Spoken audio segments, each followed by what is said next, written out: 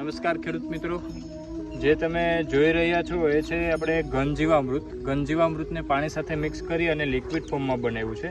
આજે આપણે નારેલીમાં આપવાના છે.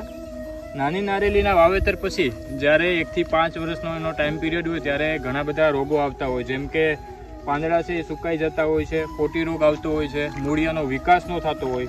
તો આવા બધાને રોગને નિયંત્રણ લાવવા માટે આપણી દેશી અને ઓર્ગેનિક ઢબ છે એના માટે ઘનજીવામૃત અને જીવામૃત છે એ અમૃત રીતે સાબિત થયા છે.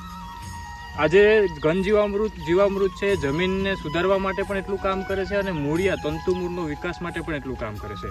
ખાસ કરીને જે પાંદડા સુકાતા હોય એના માટે પણ આ સર્વશ્રેષ્ઠ ઉપાય છે. ત્યારે ઘણા ખેડૂત મિત્રોને રાસાયણિક ખાતર ઉપયોગ કરતા હોય છે, જેમ કે યુરિયા, DAP જેવા રાસાયણિક ખાતર ઉપયોગ કરતા હોય છે. ત્યારે એમને આ ખેતી છે એ વધારે પડતી ખર્ચાળ જોવા મળે છે. આજે આપણે સૌ કોઈ જીવામૃતનો ઉપયોગ કરીએ અને ઓછા ખર્ચામાં આપણે વધુ ઉત્પાદન લઈએ.